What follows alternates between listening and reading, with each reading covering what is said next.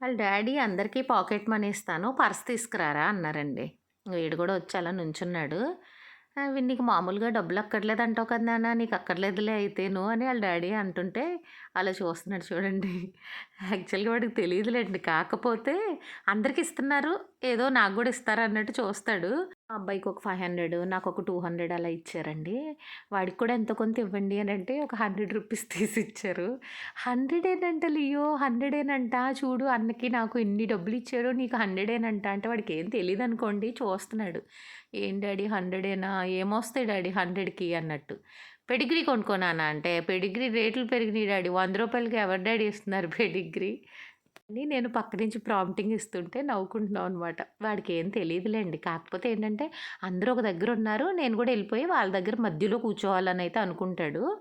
కూర్చున్నాడండి. ఇంకా నేను washing machine stands ఒకటి ఆర్డర్ పెట్టాను కదిలిపోతుందని. అవి పెట్టేసి రండి అంటే వాళ్ళిద్దరూ ఎళ్తున్నారు. నువ్వు కూడా ఎళ్తే ఎళ్ళు అన్నానండి. ఇంకా కెమెరాకి కూడా దొరకడండి. జాకీ చాన్ లాగా మనం వీడియో తీసుకునేటప్పుడు స్లో మోషన్‌లో చూసుకోవాలనమాట. అదిగో వెళ్ళిపోయాడు పైకి. అయిపోయింది. కిందకొచ్చి ఇక చూడండి నా తలలో రబ్బర్ బ్యాండ్ కావాలంట. అప్పుడే అక్కడుంటే తీసి నేను పోనీటైల్ ఏసుకున్నాను. అది ఇస్తావా చస్తావా అన్నట్టు నా తలలో నుంచి లాగేసుకుంటున్నాడు. అలా లాగుతున్నావేంట్రా అసలే జుట్టు ఊడిపోతుంది ఉన్నది కూడా పీకేస్తున్నావు నువ్వు అనంటే చూడండి అటు ఇటు వెళ్ళిపోయాడు. నేను భోజనం చేస్తున్నానండి వచ్చి నా కాలు మీద తల పెట్టుకుని ఏదో కావాలి ఆడికి. ఏంటో చెప్పలేకపోతున్నాడు. డల్‌గా ఉంటాడండి. వాడికేదైనా కావాలి అని అనుకుంటే చెప్తాడు పాపం. మేమేమన్నా అర్థం చేసుకోలేదు. మా పనుల్లో బిజీగా ఉన్నాం అనంటే అలా డల్‌గా ఉంటాడు. దగ్గరకొచ్చి పడుకుంటాడు. ఇక్కడ ఏదైనా వస్తువు ఉంటే అస్సలు దాన్ని పాడు చేయడం గానీ, తొక్కడం గానీ చెయ్యడండి. అలా ఎదురు చూస్తా ఉంటాడు తీయండి అని. ఇంకెవ్వరు పట్టించుకోవట్లేదని చెప్పి నెమ్మదిగా దాన్ని పక్కకు నెట్టి అక్కడే పడుకుండిపోయాడంట. అది వీడియో తీయబోయారా అంటే, తీయలేదమ్మా నేనేదో ల్యాప్‌టాప్‌లో వర్క్ చేసుకుంటుంటే ఈలోపు ఆడు నెమ్మదిగా అక్కడ సెటిల్ అయిపోయాడు అని మా అబ్బాయి పిలిచి చూపిస్తున్నాడనమాట. చూడు ఈడేం చేస్తున్నాడో అని.